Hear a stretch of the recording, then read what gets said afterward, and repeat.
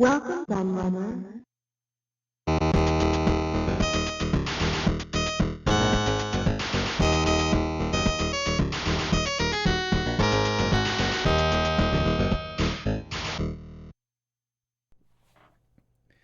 Hello everybody, Kieran the Laird here, and I have a new board game review for you.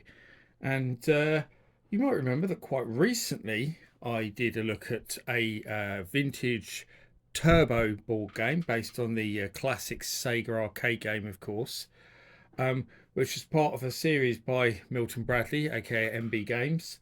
And long time ago, I actually looked at the Pac-Man one, which is the most common one in that series of board games, which I've had for some time, and I hadn't picked up any more till I managed to pick up that Turbo one, and that video actually proved very popular on Turbo. A lot of you were quite excited to see it, and I really liked it. And funnily enough, if you follow my channel, you will know this, but back in May, it was my birthday, and my wife got me a load more of them, knowing how much I liked the Pac-Man and Turbo ones, which is very cool of her. Apparently, she got them all from one person who was getting rid of a load. And you'll see that this one is Berzerk, which is incredibly cool because this game's kind of been in the retro news quite recently. Because not so long back, Atari bought all the rights to Stern's arcade catalogue. Um, Stern, of course, still going, making pinball tables, but haven't done any sort of video games for a long time. So they were quite happy to sell them all off to Atari. And Atari released a new version of Berzerk for the Atari 2600, Berzerk Enhanced, which had voice and had diagonal movement, for example, and shooting. So yeah, they made some improvements to it. And yeah, they did Berzerk Recharged as well, of course, which I was really disappointed in. Really, I've absolutely loved the Recharged games that Atari have done, but Berzerk Recharged was rubbish. I was so disappointed in it. It did not recreate the magic of Berzerk or whatsoever. A real big miss, and everyone was saying the same thing. I mean, the Centipede, for example, is absolutely outstanding. That's probably my favourite one. The Breakout's really good. Gravitar's great.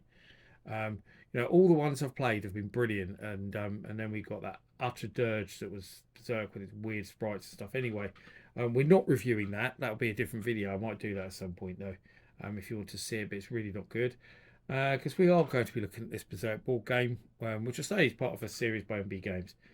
So pretty good condition of that. It has got some bits of tape on the box, which you probably can't see so well on the camera. You can probably see them if we go to the back. Because it was quite heavily taped up when I got it. There's some bits of mould on here as well, unfortunately. But yeah, can't be avoided. I still think for its age, I think it's in pretty damn good condition, to be honest, isn't it? Right, let's take the lid off and let's get going and have a look what's inside. Because that's what you want to see. That will stay in place. I do apologise if there's any reflections of light, but it's an incredibly sunny day outside. And I'm hoping it doesn't pick it up too much.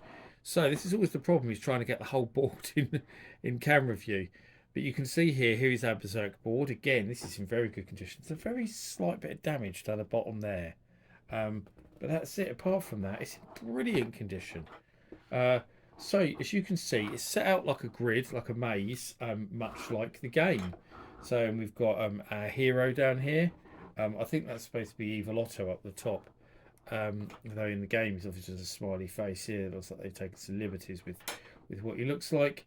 There's some icons around the board. There's some walls which you obviously can't move past, or they'll electrocute you like the game, I assume, because there's an electric thing in the middle. But we'll find out what all that's for, because I'll put that to one side a minute. I'll put that behind there, shall we? That's a good idea. And then we can have a look at the other stuff that I've got here. Doesn't want to stay in place. That's all right. It has now. So there's our player piece. Again, quite good condition. It's got a label on it, and you'll see that he has an arm that you can move to shoot, which is quite cool, isn't it? Look, I thought that was really cool when I saw that. Then we've got that piece. Then we have some enemy pieces. So there we go. See, that's Otto. No longer a smiley face. Now looking quite menacing. more like he's out the Alien films. And then we have our droids, our robots. There's loads of them. There's another 1, 2, 3, 4 in there. Here we have some counters. And actually, it has the original dice in it, which is pretty unbelievable to see. Because most of these ones I've got didn't have any dice in. And we have a little instruction booklet. Now, that in itself is interesting because in most of these, I found the instructions are usually on the inside of the lid. But this has nothing on the inside of the lid. In this one, they actually put a separate instruction booklet in. So that's kind of nice. So there we go. Object of the game: to win the most points by eliminating the enemy robots when you're the humanoid player. So it's just 2 players, no more. One thing I love about the Pac-Man game is actually I think you can have 4 players. But this one is just for 2 players. So here we go. Let's have a look then. So contents. We've got our humanoid. Yeah, we have. We've got our 6 robots. We've got our Evil Otto and our 10 counters. We've got all of that. We've got our game board. We've got our 2 dice label sheet. They've already been stuck on, of course. An instruction booklet which we're looking at. So there we go. So that shows you how to stick the labels on. If you don't know how to stick labels on, you're probably a bit stupid.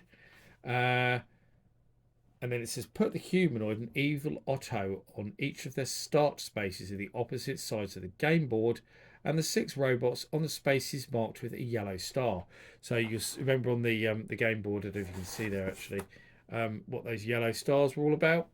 So there we go. So that's where you put the robots. Okay. Each player takes 1 dice and 5 counters to represent the 5 lives he has for the entire game as the humanoid player. So that's interesting. You don't throw both dice at once, you have 1 each. Have a pencil and paper ready to keep the score. So that doesn't include it. I'm actually quite surprised that the booklet doesn't have a score bit. You know, like some old game booklets used to. So basic rules. The game is played in 3 rounds. In each round, the players take turns to control A, the humanoid once, and B, Evil Otto, and the robots once. When it's your turn to move the humanoid, you must try to eliminate the robots to score points, and then escape from the maze. When you control Evil Otto and the robots, you must try to hit the humanoid to stop him scoring points and escaping. Your humanoid only has 5 lives the entire game. Each time he's hit, you lose 1 counter, and your humanoid loses 1 life. When he's been hit 5 times, he's destroyed, and you cannot be the humanoid player again for the rest of the game. The game ends if both players have been hit 5 times before the end of the 3rd round. Playing the game. Each player throws the dice. The player with the highest number will control the humanoid first. That player sits with the humanoid space on the board in front of him and moves first. The other player controls Evil Otto and the robots. No playing piece may move to the same space more than once on the same turn, jump over another piece, occupy the same space as another piece. How the pieces move. The humanoid and the robots move forwards, backwards and sideways and may change direction in the same move, figure 4. So that shows like that you can curve round or whatever. Evil Otto moves forwards, backwards, sideways and diagonally, but only in a straight line. Okay. Seems weird, but that's how it works. The maze game board, so that shows it all. That shows obviously where everyone goes, walls and all that kind of thing. So Evil Otto can move straight through the walls. Okay, so that's like the video game then. Humanoid and robots cannot. Yes, the humanoid space. The humanoid starts on this space and can only move into this space during the game where he's safe from all attack. No playing piece, including Evil Otto, may move into or jump over the centre barrier square. Evil Otto space. This is Evil Otto's starting space. However, neither Evil Otto nor the robots can land in this space after Evil Otto has moved off it. The robot spaces. These may be landed on by any playing piece.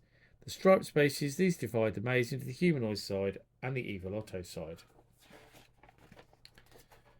So, first round, as the humanoid player, throw your dice and try to move it to a space in front, behind, or to the side of the robot. This is the attacking position. Then flick the arm of the humanoid to knock the robot down and remove it from the board. Note, it is not essential to knock the robot over before eliminating him. No way. No. The humanoid does not have to land on a space next to a robot by the exact count. He can move. He can also eliminate a robot in passing. Oh, so you can kind of move past over them, sort of. Yeah. E.g., you throw a 5 and you move a human 3 space into the space next to a robot. Now knock him down, eliminate the robot, then move 2 more spaces and complete your dice count. Yeah, pretty obvious, really. The humanoid can eliminate more than one robot on the same turn or from the same space, but he cannot eliminate a robot through a wall or eliminate the indestructible Evil Otto. So as the Evil Otto player, throw your dice and move 2 or more robots, splitting the dice count between them in any combination. If you throw a 1, you move just 1 robot. Important, you cannot move Evil Otto until the humanoid has eliminated at least 2 of your robots.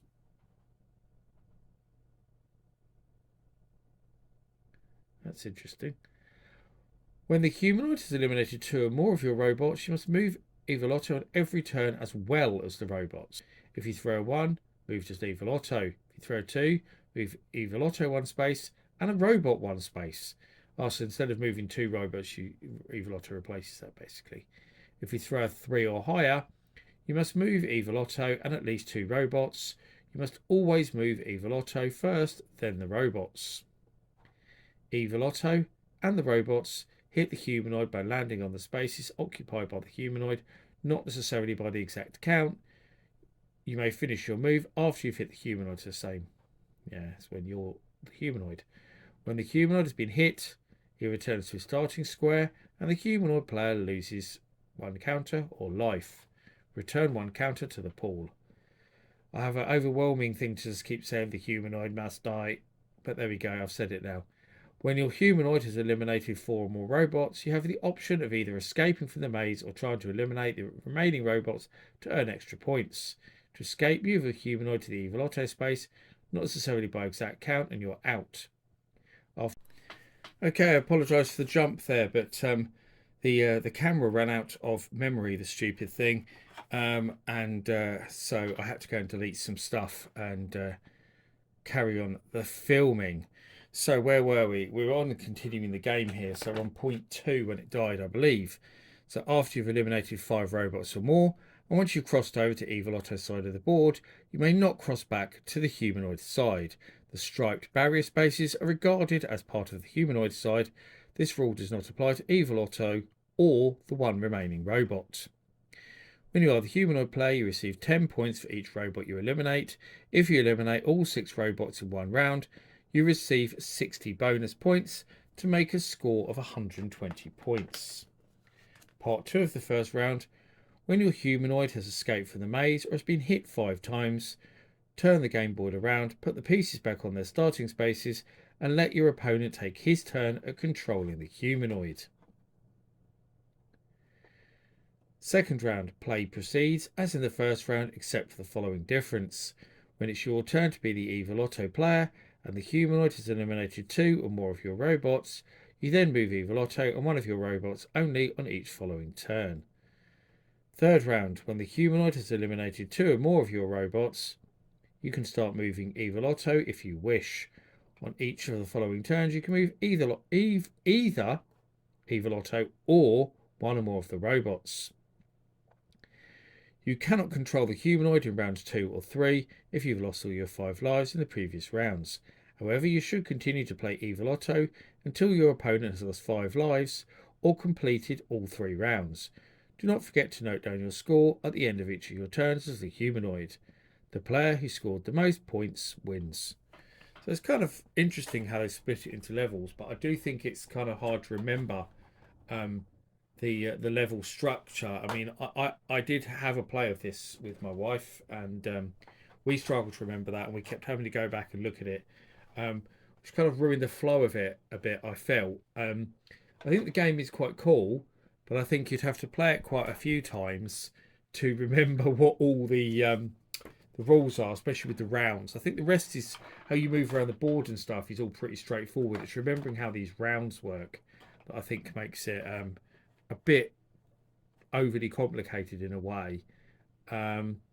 So Yeah, but yeah, it's an interesting idea, and I like the concept of one of you being the good guy, one of you being the bad guy, and then swapping round and changing over, and taking it in turns to do it. I think that's really nice actually, um, the way they've done that. But it's certainly not as intuitive to play as either Turbo or Pac-Man, which I looked at. I still think out of the ones I've played so far, I've got a few more to look at, so I don't want to ruin things too much.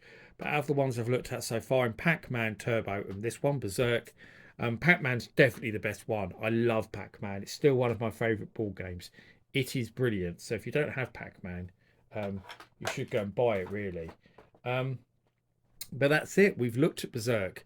What do you think? Does it look like a game you'd enjoy, or did you have this game growing up? What are your memories of it? I'd love to hear. And I will try to, obviously, in due course, look at the other ones that I've got. Because I've got Frogger to look at for a start. What's the other one I've got? Zaxxon I've got as well, which is pretty cool. And there's a bunch more that I really must try and pick up. Like there's a Centipede, which I really want to get because I'm such a huge Centipede fan. I haven't seen that anywhere actually. There's a Donkey Kong one as well, I believe, and a Defender one. That would be quite cool. I'm not sure how they turned Defender into a board game, but they have. There's a lot of things I did wonder how they turned Zaxxon into a board game as well, but we'll look at that in due course. I think a shoot 'em up is much harder to turn into a board game. Kind of stuff like Pac-Man and Frogger and Berserk, it kind of makes sense because they're single screen game anyway, so that they're kind of better working for a board. But anything that's got scrolling in it, yeah. But there we go. I hope you enjoyed my look at Berserk, and I thank you for watching as always, and I'll see you all again for another video very soon. Bye bye.